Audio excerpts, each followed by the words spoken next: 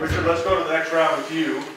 What should the role of the faculty be here in the governance of the community college? And do you think faculty members at JCCC are underpaid, overpaid, or paid just right?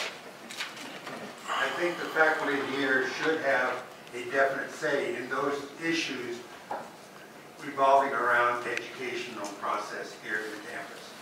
And I'm not talking about just the full-time faculty. As someone mentioned earlier, the adjuncts are the only ones that are evaluated. When I was an adjunct, we had to fill out that form.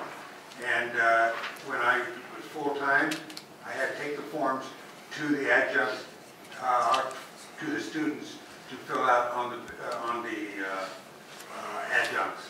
I think the adjunct should have more of a responsibility, more of an involvement in the say of the educational process.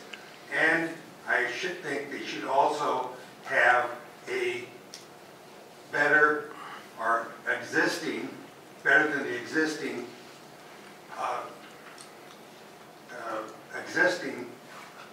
benefit program.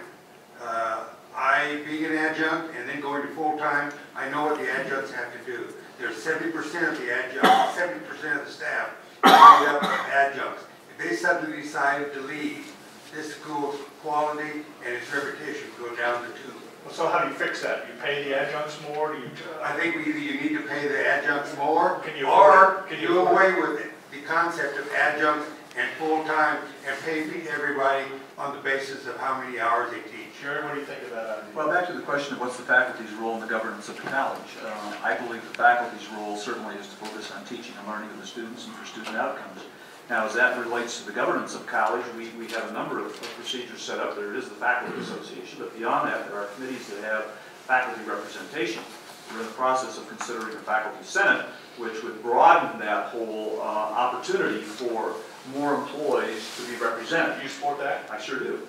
I think that when we begin, particularly when we begin to talk about academic excellence, everything should go back to how does that decision drive the effectiveness of the teaching and learning process and drive student outcomes, because that's really why we're here. Our time is too short tonight to get into whether we ought to have more adjuncts, less adjuncts, eliminate adjuncts. I think at the national level, the role of the model by higher accreditation is that you ought to be in a 60 to 40% ratio. We're currently at a 55 to 45% ratio of adjuncts. I would not be in favor of eliminating adjuncts because I think adjunct decisions are made based upon the curriculum needs and the department needs for a particular course or curriculum. And that number may vary from department to department. It's all part of the learning process. Faculty salaries, where they should be, higher, lower? We've done a number of studies on various salary comparisons, Hay salary, both with industry and other colleges, and we feel that we're pretty comfortable with our competitive set in the nation, and we're one of the finest community colleges in the country. Well, you want to tackle both those questions: the role of the faculty and whether they're paid too much, not enough, or just right. I would, and without eating into my time, could I ask that we reframe the question? I'm a little fuzzy. Two questions. What should the role of the faculty be in governance of the community college? And then are they paid too much, not enough, or just right? I think the historic role for colleges and universities is that the faculty help govern. For 8, 9 centuries, that's been the role since guilds of scholars first came together in Europe. So absolutely, I think the faculty should have a role in the governance of the college, particularly with respect to the statutory required evaluations that they're supposed to fill out, that the administration is supposed to fill out, but also find a way so that those evaluations are not too terribly time-wasting or monotonous. So I think they get a role in governance. I think that even assuming they're paid enough, we need to look at whether or not it's fair. Whether or not it's fair to cap people out at 15 years such that there's no way for them to make any more money after those years. I think we run the extreme risk of losing talent that we worked very hard to attract here. And I don't know how in the next 10 years, 20 years, 30 years when my daughter starts going here, potentially, how we can continue to be strong while capping salaries at 15 years. So I think they need to be paid more, and then I think that, frankly, we need to look at how the pay structure is organized. ratio of full-time faculty members to adjunct ratios, I just want to address that briefly. I think it could be better. Assuming it is 55-45, those numbers vary by department. What do you mean better? More adjuncts or fewer? Well, some people sitting at this table would say that 3 to 1 is the industry standard of adjunct to full-time faculty. The American Association of University Professors would have it 3 to 1 the other way. What would you So I think somewhere around 50-50, or certainly better than it is now, would be better. Here's why.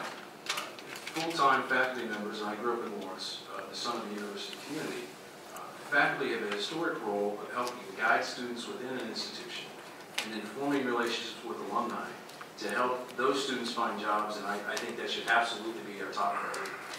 Melanie, you want to tackle those questions? Role of faculty and the pay structure. Yes, thanks, Dave. I absolutely think that the faculty plays a tremendously important role in decisions within the institution that affect teaching and learning. They are the teachers, and they are closest situated to the learning. We have a newly formed faculty senate at this institution. I believe we're still kind of fleshing out exactly what their role is going to be, but I support that entity. I think it's important for them to have a voice that can be heard at all levels of the institution about things that affect teaching and learning. Asking whether they're paid enough, that's a loaded question. I have friends and colleagues in the back of the room that are waiting to see what I'm going to say. You know, do any of us really feel we're ever paid enough? But I will tell you this. We have done 2 comprehensive salary studies within the past 4 years or so to determine our competitiveness with institutions both in the area and nationwide. And what we've discovered is that our faculty are paid competitive rates. Would we like to be able to pay them whatever they would like to make? Absolutely. But the reality of it is we have a budget. We have to make the budget balanced. The question really comes down to this. Are we compensating our faculty to the extent that we can attract and retain the highest quality faculty? We are one of the best colleges in the country. We need to stay that way. And I believe we're currently there. Stephanie, you want to tackle those 2 questions? Pay and a role of the faculty. Yeah, I think this team, everybody at the table has done a good job of that, but I think one thing that needs to be addressed is we have highly paid faculty because they stay. And why do they stay? Because it's a good place to work. And whether it's the higher education accrediting institutions that say that, whether it's the local business magazines that say it's the best place to work, between between salary and benefits and other fringe things, this is a darn good place to be, and so we keep people a long time. But also, studies show that people aren't satisfied in a job because of their paycheck. They're satisfied for purpose and because they feel appreciated. And I think that that's one thing that our campus does offer, is an appreciation of the role of the faculty. It allows faculty, our small class sizes allow faculty to develop those relationships that I don't think they can get anywhere else. So those are some anecdotal things on the pay side. Governance, I think that the Faculty Senate and FA do a good job. We have monthly reports to the board on what faculty is doing, grievances, happiness, a little bit of everything. But we don't hear a whole lot of complaints outside of board meetings. From faculty members? From faculty. That would be a unique workplace if there's not a lot of complaints from the workers. Well, of course, at the SCHRODER, we're all very happy all the time. Next round of questions, we'll start here. Dave, if I may, before we move on. Yeah, quickly. Just to say, we do have wonderful faculty here who do a good job, but one of the key problems we have is that when a faculty member retires, a full-time faculty member retires, historically, or very recently, we've taken the measure of replacing them with adjunct faculty. And I think that's part of improving that ratio to have more full-time members who can better guide students. If I could comment on... Go ahead. I'm Go sorry. ahead. That's okay. Let's get the whole point here. On the adjunct ratio. We are, at our core, a workforce development training center. We train students for the next step to get a bachelor's degree and then go on to a career. Or we train them to go straight from here into a career.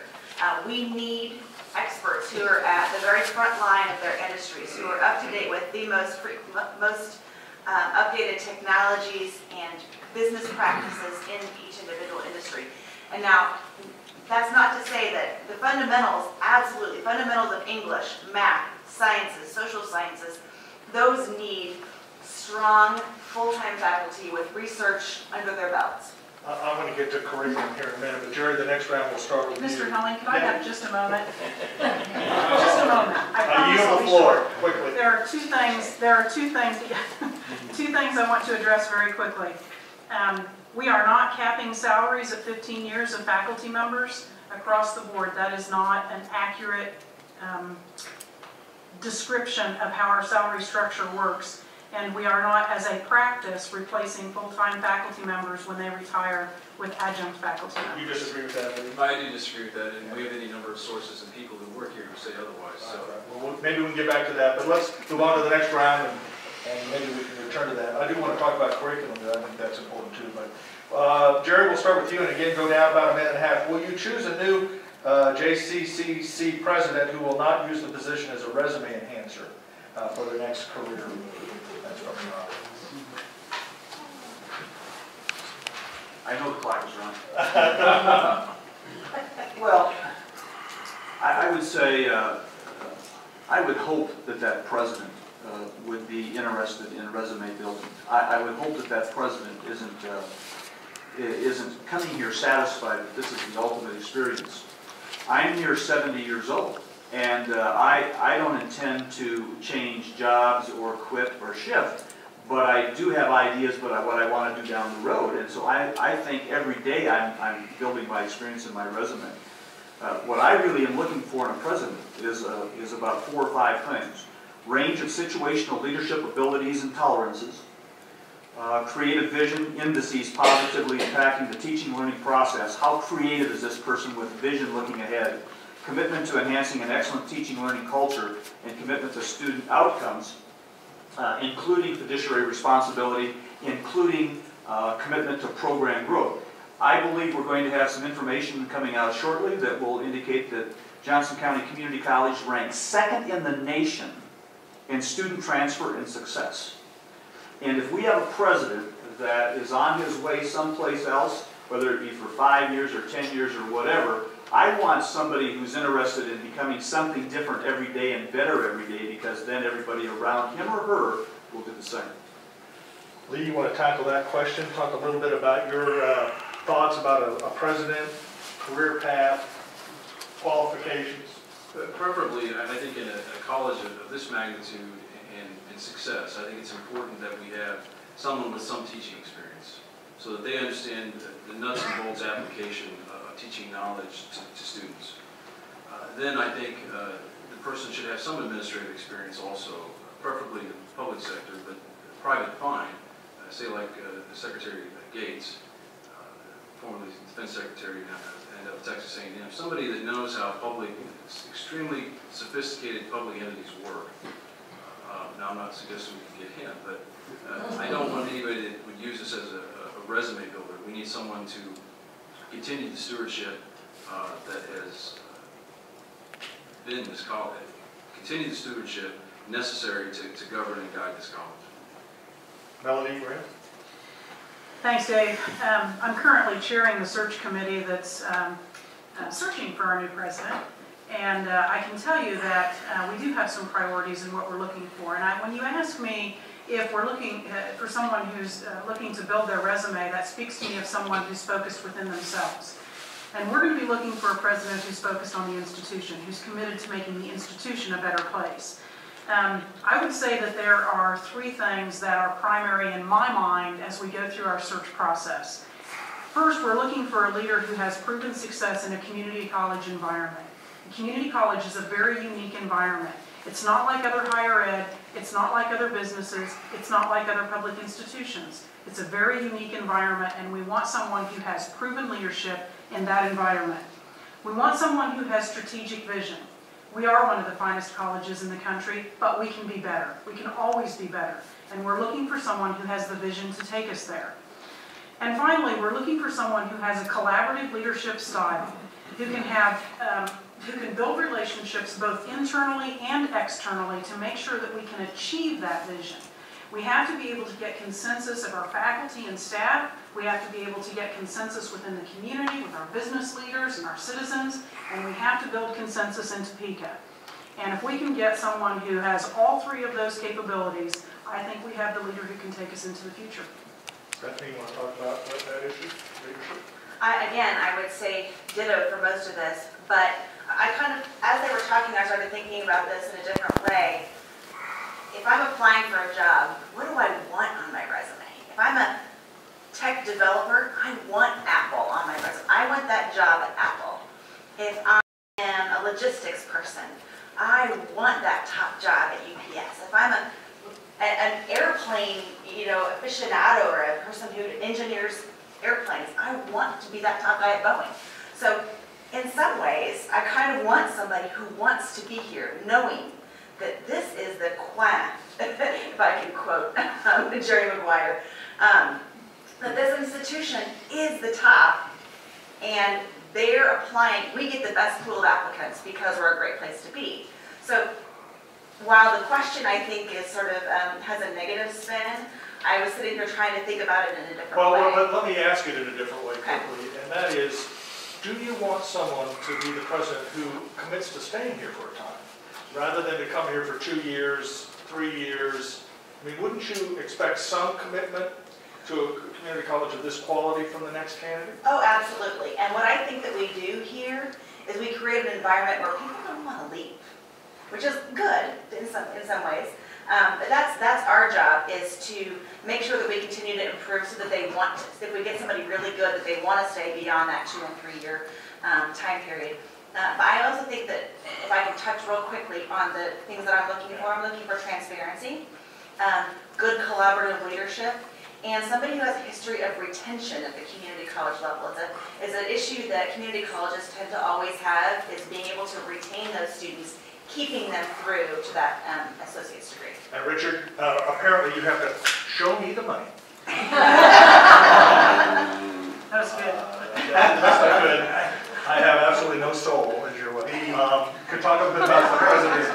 The next president, I don't think he or she, whoever that might be, can say, I will not move on from here. However, if they do come here and they accept the position, I would want that commitment and that loyalty to this institution while they're here. And I would want them to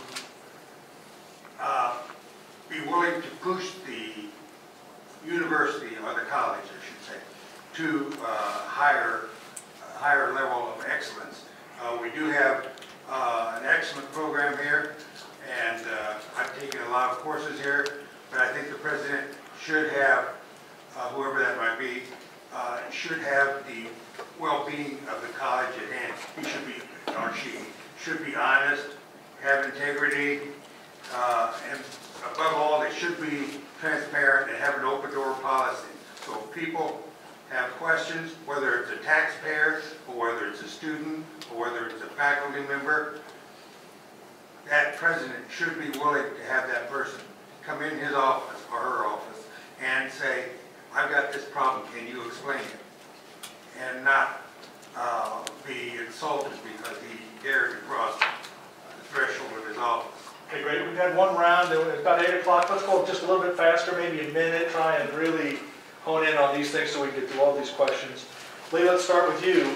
I heard a lot of talk about curriculum and what we teach here at the college. We teach a lot of things at the Johns County Community College. Are there things that should be taught here that aren't? Are there things that are taught here that should not be in your view? How would you adjust, if at all, what we teach at the community college if you're on board? Well, I think we do an excellent job of teaching here. I think that there's any number of things that we'd like to offer. I think that there's a number of things that we should offer, such as more trades and crafts being taught here. Like such as?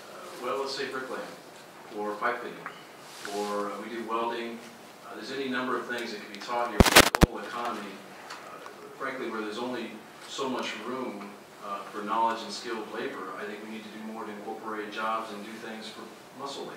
I mean, we've got to find things for more people to do. Our economy's great here, which is one state over or two states over. It's not so good. Anything you cut? Anything I cut, Yeah. teaching-wise? Yeah. Not particularly. I mean, I think academic freedom means if we've developed a course, I think it's probably being taught for a reason. Melody? Do we teach too much, not enough, things to add, to try? You know, I think that to answer that question, we have to consider what it is that we're trying to accomplish. And I think that our curriculum tries to accomplish two things. It tries to provide our students with a family-sustaining career, or make them college-ready to transfer to a four-year institution. That's what we do for our students. And then at the same time, we're providing a work-ready workforce for our businesses. And so when we make decisions about curriculum, it's not up to me. It's up to what the business community is telling us about what our needs are. Sustainability, for example, is becoming a much broader career field, and there are new careers coming online all the time in the area of sustainability. And we reach out to those businesses and we ask them, what do you need? What do we need to be doing for you? And at the same time, it doesn't do our students any good to go through a program here at the college if when they graduate, they're not going to be able to go out and get a job with which they'll be able to support themselves or their families. So that's how curriculum decisions should be. I think you talked about that quickly. Great question. We should be looking at the ROI for our students. There are a handful of programs that I think shouldn't be degree seeking here at the college. I think for an art history degree, for Greek mythology, you're not going to get your terminal degree here, and we probably shouldn't be focusing on those efforts. We should be preparing that person Do we to do go that on. now? Does the school do that now? We do have an art history, yeah. But they should be preparing those students with general education to go on to that next step, because that's never going to be a final terminating degree. Psychology, political science, same way. You can't leave Johnson County Community College with a political science or a psychology degree and get a job in those fields that pays you to support your family. So we need to be looking at those hardwired programs that sets our students up either to go to a bachelor's degree where they can finish that career, or leave here with a career that's self-sustaining. Richard, you want to tackle that one about curriculum? Well, the other people were talking, I was thinking back, in the last 38 years, I've taken a lot of classes here. I said I got my ADN here. I've also taken a number of certification courses and just classes for general interest. If you looked at my transcript, you'd probably see that I had more hours here than I did for my combined undergraduate and graduate school. But I am very satisfied with the curriculum that they have here, and I definitely encourage the programs that they have to prepare people for jobs as soon as they walk off campus, or to prepare them to go to four-year college and maybe get a higher education from there. So I don't think there's any thing that really needs to be done. There's always things to be done that probably would make it better, but right now I think it's fine. All right. Gary? Thanks, David. I believe curriculum decisions should be driven by student interest, student need, workforce development, and faculty creative visioning. I mentioned earlier we have a number of committees in process right now. One of those is the Learning Quality Committee. And there are processes in place where faculty by department can review what needs to be either changed, cut, added, enhanced, and it goes through a whole process within the college for approval through learning quality.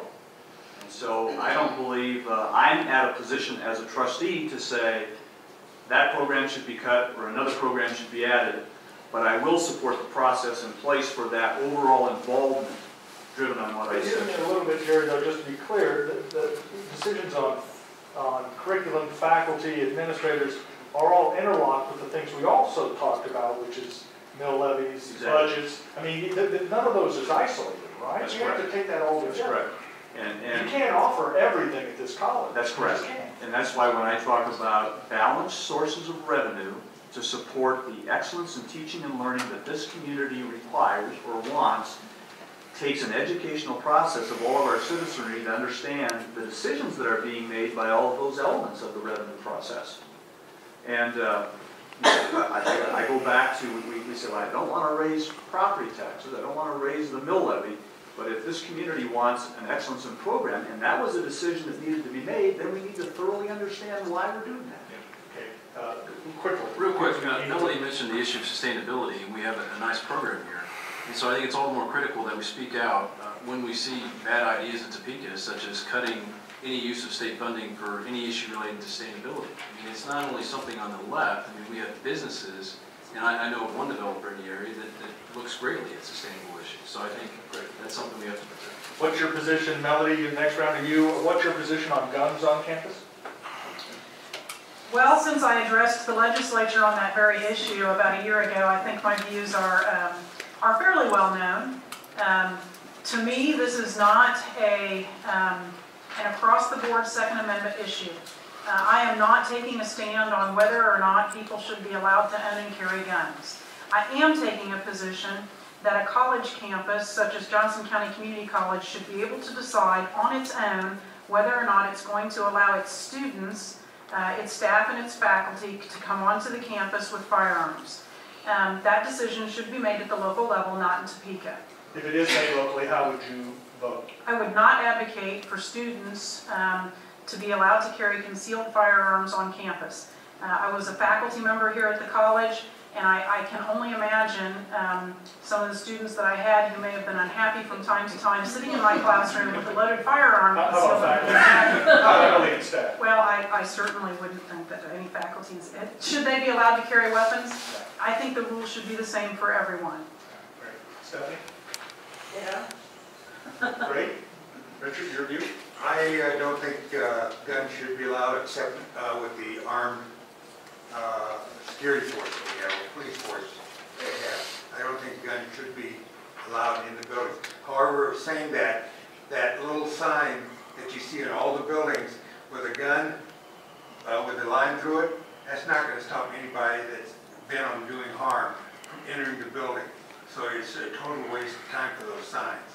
I would have other means in place. Jerry? I support the Second Amendment. I'm opposed to guns on campus or in any public institution. I just believe fewer guns carried by emotional people is better off than more guns. And Lee? I concur with that. Okay, great. The next round, Stephanie, we'll start with you. How would you improve current programs for special needs students here at the college? Is it as accessible as it needs to be? Do we have the curriculum, the faculty to deal with special needs students? And talk a little bit about that and the expense of it, that kind of thing. Okay. My first year on the board, I spoke at the CLEAR graduation, which is the program we have specifically dedicated to special needs students and helping them develop community living skills. It is an amazing program, and I believe it's only limited to, we cap it at the number of students who can apply to be in the program due to funding. Obviously, funding is an issue all the way around. We do have 350 students in that program. Somebody give me a number. It seems like 350 was the number that that I remember from a few years ago. Being able to be there with those students to celebrate their success was awesome. Unbridled joy at the ability to walk across the stage or an area and get a diploma. I looked at the coursework that they were doing. I don't think anybody else offers that, especially in an academic setting, allowing them to come on a college campus that way. Richard? I'm going to just ditto that. Okay, good. You want to talk a little bit about special needs? I really believe the college has done a very nice job in addressing special needs students. Again, I believe we have processes in place. If we need to add or adjust those, I think we should always be sensitive to programs that support special needs people of all ages to help them have a better way of life. And Lee, you want to talk about that issue, please? I do, and though I've been critical of this current board, I don't think this is any fault of this board. I think it's a broader problem for the state of Kansas. And thank you for the question, Ray. I have a few clients who deal with autistic children, and at the K through 12 level, and then here across the state, it's just not even funny how much more we need to do for special needs families and children with special needs. I think we could do more. I think we should do more. Autism is such a dramatic problem. 1 in 188 kids have autism, and I think we need to be doing more here. Melanie, you want to tackle that special needs education here at the college? I do. I think we have some very robust special needs programs. Trustee Sharp mentioned the CLEAR program. But I also want to just briefly mention that a huge part of what we do as a community college, and particularly here at Johnson County Community College, is developmental education and addressing students who come to us who, for whatever reason, are not college ready. And it may be because they have learning disabilities, it may be because they have autism, it may be for a number of reasons, but they come to us in need of some extra help. And we have a tremendously well-developed, well-researched, robust developmental education program to help the approximately 40% of our students who come to us in need of extra help in order to succeed at the college level. Okay. Next round for Richard. I'm willing to be educated on this. I'm going to read this question and then, because I'm not completely sure of the facts, so I'm willing to be educated. Do you support state tuition for undocumented students? And if so, why? Explain to me, and anybody can raise your hand, I don't even know what the tuition schedule is here at the college, if it's different for in-state, out-of-state, foreign people. Maybe, Jerry, you could sort of give us a fact base and then Richard could talk about it. Is there any difference now? Between documented and undocumented Yes. students? Well, I guess I'd like to respond to that in my answer. In terms of the tuition factor, there is reciprocity of students, not just for documented students and undocumented. So We'll come back to you, John. we have reciprocity agreements, but I think the issue, I'll answer that in my response. Well, do you want to talk about the tuition structure at this college for undocumented students? I have a problem, on a personal basis, I have a problem with that because of being undocumented or illegal, whatever term you want to use. Again, these kids were probably brought to the country when they had no choice in it. They came, however, the state law, as I understand it now, says that they have a right to attend college if they meet the qualifications and they graduated from a state high school, a high school in the state. So if they've met that qualifications, personally, I would much rather see them get out-of-state tuition rates, at least to recognize the fact that they were not U.S. citizens. However, with the laws that they are now, I don't see any. Jared? I believe we should follow state laws and federal laws regarding undocumented students. I'm also of the belief that, as Richard has indicated, that if a student comes here with undocumented parents, goes through our high school system, and now wants to further his or her education, they should have every right to do that, according to state and federal law. And pay in-state tuition. And pay in-state tuition. And you would oppose any changes at the state I level? would support any state and federal legislation that gives those kids an opportunity to improve their education and their careers. Because I believe an education, citizenry, and community is better for all people. You want to address that issue? I think actually I might agree with a lot of that. Good. I think that with respect to undocumented workers, they're people and they're here. And Governor Sebelius showed a lot of courage and got it through the legislature to pass that law, and many legislators around the state of Kansas took heed for passing that law. But I think it's absolutely vital that people who grew up believing they're U.S. citizens, associating mentally and literally with Kansas and other parts of the country, I don't see any reason to penalize them into paying a higher tuition rate simply because they weren't born here. I think if they're abiding by the laws, as Mr. Cook has suggested, I see no reason to penalize them further. Melody, you want to take that question, please? Thank you, David. To answer the question I believe you were asking earlier, there is a significant difference between in-state tuition and out-of-state tuition here at the college.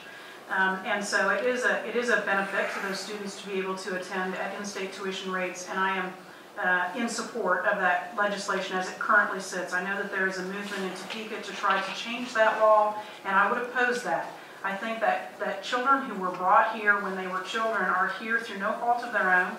And if they have graduated from high school and have the wherewithal to attend college and attempt to become better citizens and become responsible contributors to our society, we certainly should be supportive of that. And so I would oppose any change to the current law. Okay, great. And Steph? I'm sorry. My eyes are starting to blur. I was in Topeka when we passed this legislation, and I was a strong supporter. From where I grew up in Garden City, 53% of my high school graduating class was Hispanic. I had plenty of classmates and friends that were brought here. Their parents came to the United States on legal work visas, and some of them overstayed those work visas and are now considered illegal. The children actually have no legal status because they don't gain legal status until they're 18. And they cannot seek any legal status until they're 10. And it takes 10 years usually to go through that process. So, and the parents have to seek it on their behalf at that age. So the three rules for in-state tuition is you have to have gone to a Kansas high school for 3 years and have graduated. You must be seeking citizenship, you must be in that process, and you sign an affidavit stating that you're part of that process. And it does not allow, it's not a scholarship or a grant, it simply allows in-state tuition. Sorry if I could just finish really quick. And most of these students would not go to college had they not had this access. And the difference between, as you all know, a student who graduates high school only and a student who graduates college, the salary for them over the course of their life is a monumental difference. It doesn't matter your race. It's not a racial thing, it's a poverty thing. When you cap people's ability to succeed and seek an education, you cap their ability to earn, and they turn to other opportunities. So you would oppose state legislation? I would. I would keep this in. Okay. One more round, and then we'll have closing comments. And by the way, the questions from the audience were great. We've talked a lot tonight about curriculum, quality of faculty, top-notch administrators, a safe campus, all of which are involved, as the panelists all know and the audience knows, with maintaining the quality of this institution, which I think we all agree is, as we said at the start, is quite the crown jewel in Johnson County. But all of this costs money. How are we going to pay for it, Jerry? How do we pay for it? Do we ask students to pay more? Do we ask taxpayers to pay more? Do we ask the state to pay more?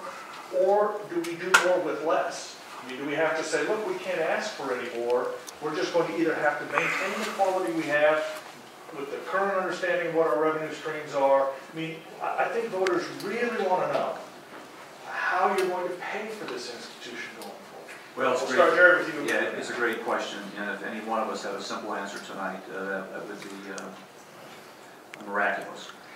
Our full-time equivalent cost has actually gone down by about $500 in the last few years because our enrollment has gone up. And I believe this college has done a tremendous job in doing more with less. We made significant sacrifices in discussions with faculty and staff. Some of those decisions have been very, very difficult. But I go back to what I started with. And the challenge, what I would fix, is to make sure that our citizenry understands all the components that go into the revenue stream. Mr. Cross talked about the three-legged stool. I would say that it's the 3 plus more.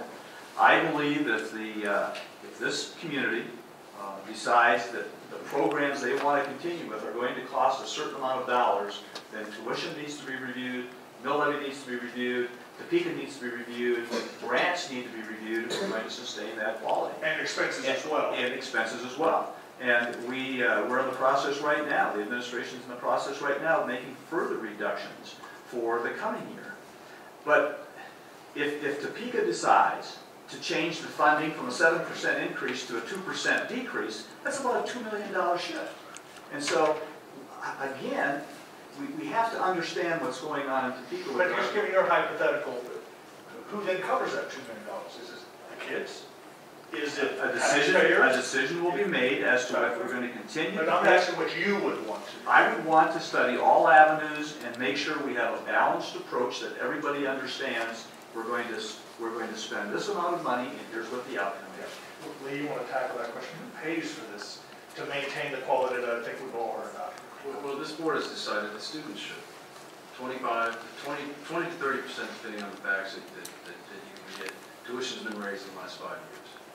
And then the board, they talk a lot about building relationships and understanding what goes on and being stewards, all the while Topeka makes certain decisions and they act like that's a vacuum in Topeka. And we are a substantial portion of the tax base that goes into Topeka and the population in the state of Kansas. So I think it's only fairly common sense that we speak out when our institutions are under attack and demand more from them. I mean, 2% here, 4% there, I mean, all of a sudden we start playing with real money. And it may only be $886,000 or $896,000 in the 4% cut, but that's too much. And especially given how much students have had to pay. And I talked to people in the Walking Focus group that there's a campaign, and many suggest that this board will likely raise the mill after this election. So I support that? No, I do not. I mean, I think that there needs to be an honest discussion about how this institution is going to be funded, and I'll do whatever it takes to protect it. All right, great. Melody, you want to talk about how we pay for this? Do taxes need to go up? Tuition, expenses reduced? And we've heard a lot of talk about Topeka. We're not running for state legislature. Obviously, fiscal responsibility requires looking at both sides of the ledger. And as I mentioned earlier, I made a promise back in 2009 that I would do everything I could not to raise the mill levy in the midst of an economic downturn. And this board and this administration at the college has been tremendously responsible at looking at the expense side of the ledger. And we have made tremendous cuts in order to do more with less. We've had declining revenues and increased enrollment at the same time. And during that time period, the average amount of money paid by a Johnson County taxpayer has gone down. The money we've gotten from Topeka has gone down. And so I think as we move forward, we need to make sure that we're looking at all the pieces, as Dr. Cook said, looking at all the pieces to make sure we find the best balance. I'm not advocating for a mill levy increase, but I'm not taking it off of the table either. And I think it's extremely naive of us to say, well, we just go to Topeka and tell them we just need more money. I can tell you that the president of this college, may I finish? Go ahead. The president of this college and the senior administration has been in Topeka the better part of this week and several days last week, talking to our legislatures and doing everything they can to hang on to the money, because we've gone from a promise of a 7% increase to a 2% reduction in the revenue we get from the state. We are not just sitting back here letting that happen. But if it does happen, we're going to have to look somewhere else, and that's just the reality. And that may include a mill levy. That may include a mill levy increase. Right. By the way, I know we're getting close to KV game. If only we had a machine. Let us keep track. Stephanie? Thanks, Dave. I know a lot of the folks in the room, and most of you know that I have a 4-year-old. She heads to kindergarten, not this coming August, but the next August. The elementary school that's 1 block from my house is a Blue Ribbon Elementary School in the Shawnee Mission School District. The kindergarten class that my daughter will go into has 26 5-year-olds to 1 teacher. Most of our classes here have 22 students in a classroom. I think our students can handle a class size increase and still maintain the quality. That's one way we can significantly increase or reduce our expenses. That would, of course, require faculty members to sacrifice a bit. Sure. But I mean, I would put our faculty members up against the kindergarten teacher down the street from me. And that's what we're asking for, is parity. And that's just my personal experience. I think that we can increase those class sizes, get bigger bang for our buck, and give taxpayers a bigger bang for their buck. We need to look closely at sponsorships and athletics. Those are going to need to seed the right of way to academic success. And then finally, we're still the 2nd cheapest institution of higher education in the metro, only behind KCK, Community College. I would say that we are still by far the most high quality, the highest quality, and the most affordable option for Kansas City residents. Richard, you want to tackle that? Are we paying too much? Do we need to pay more in our property taxes to support this institution? I think everything, as has already been mentioned, everything would have to be, the expense side with the revenue side would have to be reviewed. However, the last things that I would even be considering to change would be an increase in tuition or an increase in levy, mill levy. I would want to reduce costs where it can be reduced, eliminate projects that maybe just still in the planning, just move them, just eliminate them, cancel them, unless it has a direct bearing on education. I would eliminate some of what I call extravagances that the board and the college has got into the last example. A sample, yeah, it's right there on the flag. The new logo for the college. I have no idea to this day why we needed a new logo. Everybody knew what the original logo stood for, and they come up with one that now everybody has to be re-educated as to what it means. So wasting thousands of dollars for that was ridiculous in my frame of mind. We're at the end, and I want to give everybody, all the candidates, a chance to sort of sum up their arguments, make their last pitch for votes. We started on the left, so this time we'll start on the right. Richard Schroeder first. Couple minutes, 2 minutes. And by the way, voters always love brevity, so under 2 minutes, you never know. Okay, as I said earlier, I've had a love affair with education throughout my life. I'm interested in seeing the college continue. It does have it is on a good financial basis ground right now, and I'd like it to see it continue. However, if I'm elected for the board, I will promise you 2 things. First, I will do everything I can for the best benefit of the college and the taxpayers of Johnson County. And 2, I will not be a rubber stamp for every whim that the president or the administration comes up with. Stephanie Sharp. Thank you, Dave. Thanks for everyone for joining us here tonight. And I'm going to be very brief considering the KU game is upon us. I think that it's fine for us to sit here and talk about these things, and for some to say we when we talk about the good things, and to say you when we talk about the bad things. But there are some of us that have had to do the actual work, and at some point you have to ante up and count yourself in something beyond just putting yourself on the ballot, actually learning about the community college, not speaking in generalities, speaking about real people, the students, the staff, the faculty that work here. It's a little more than just generalities and vague assertions. Bob Drummond is the CEO of Kids TLC. He's not here tonight because he is advocating for his kids in Washington, D.C. He and Jerry Cook bring amazing business, nonprofit, and educational administration experience to this board that is absolutely invaluable. Melody Rail was a student here, an adjunct professor, a police officer, worked for the Overland Park Police, and is now an attorney. The information and the way, well, attorneys think about things in a whole other way. But that is beneficial. They're able to break down things and look at them in a way that is so beneficial. With her experience at the college, she is absolutely an asset to our board. My ability to communicate with voters, to bring transparency, to translate these complicated issues and understand them, which is important. You have to understand the issues and know what's going on in order to translate them. To help share with voters what their role is in the community college, what they benefit from the community college, is what I can bring to this board. I would greatly appreciate your support on April 2nd or before by voting in advance or at the advanced voting location in person. And thanks for your time tonight. Melody Ray.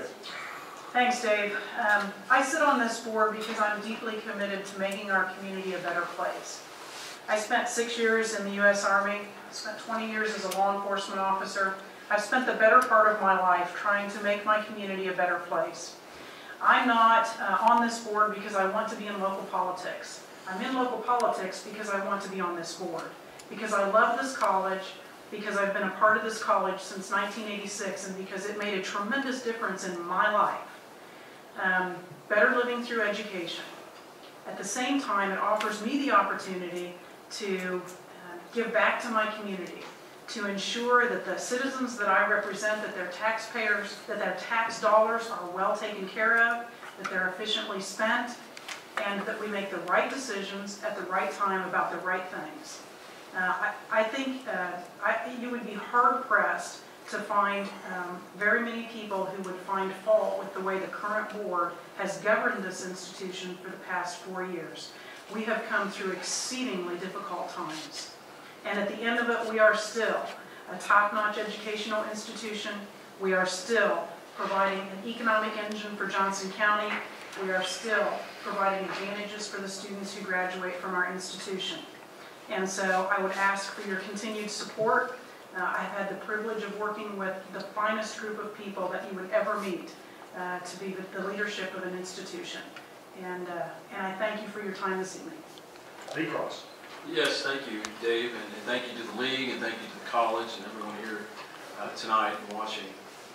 It is a tremendous opportunity to come back to a place where I also attended and I care very much about.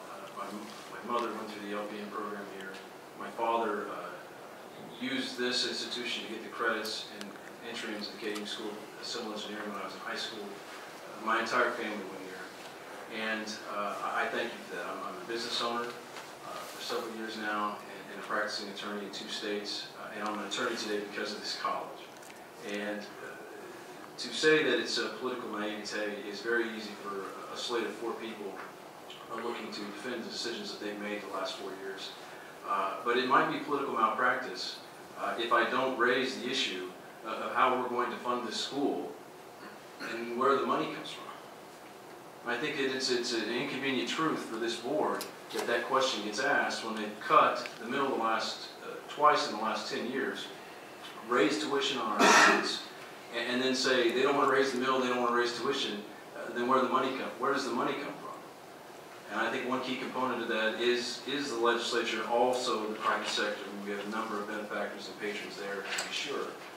So I think speaking out against unreasonable attacks on public education and teachers is just not acceptable. And neither is raising tuition on our students. So I see that we must keep this place as a strong and vibrant economic engine that gives students and business leaders workers that are able to adapt in an ever-changing global economy. And it's absolutely necessary that we attract better faculty. We do more to pursue academic freedom and faculty governance. We must continue to teach people and sustain it into the future. Teach people that this is a place where they can come together and learn to do more for themselves. And I appreciate your vote on April 2nd. Jerry Cook.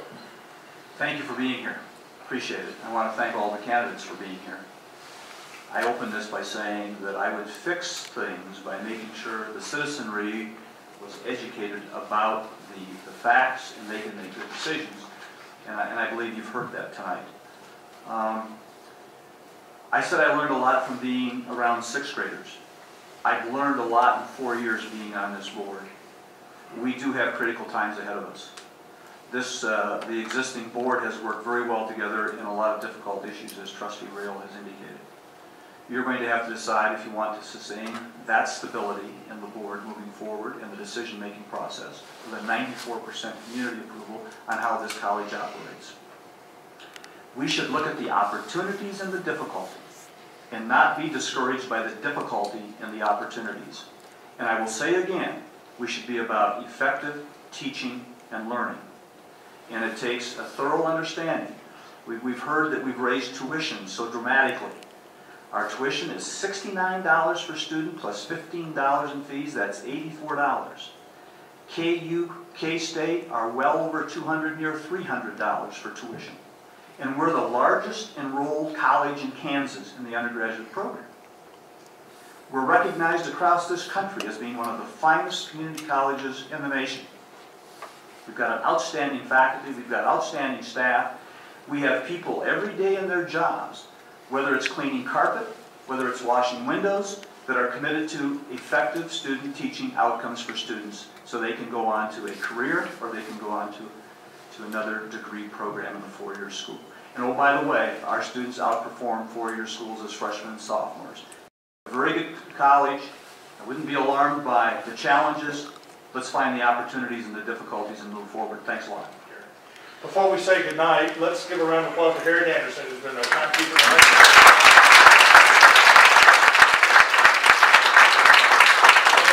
And a round of applause for the League of Women Voters, who are before we split up and all run home and watch basketball. that it's been my privilege to be here, and after we're finished, if you want to subscribe to the Kansas City Star and don't, I'll have a small table set out here in the hallway to do so. And there's a serious point to that, and that is this, that this community, which I grew up in, I went to Shawnee Mission West High School and lived most of my life here, has long relied, in my view, on a belief that reporters are hard at work keeping their eyes on organizations like this and reporting truthfully and fairly as much as we can about issues of public concern. But the sad reality is that we don't have enough people to do that anymore. We just don't. The pressures on contemporary journalism, sadly, have made us less able to cover institutions like community college, frankly. And the only way that we can then make this system work, in my view, understanding that reality, is for us to pay attention as citizens to what our elected leaders are doing. And you showed tonight that you are focused on that, and that's what's going to make this community college continue to be excellent. People who pay attention and who care. And so I thank you for coming. I thank you for casting your ballot. I'm sure these folks would be happy to answer any other questions you may have. Let's give them a round of applause.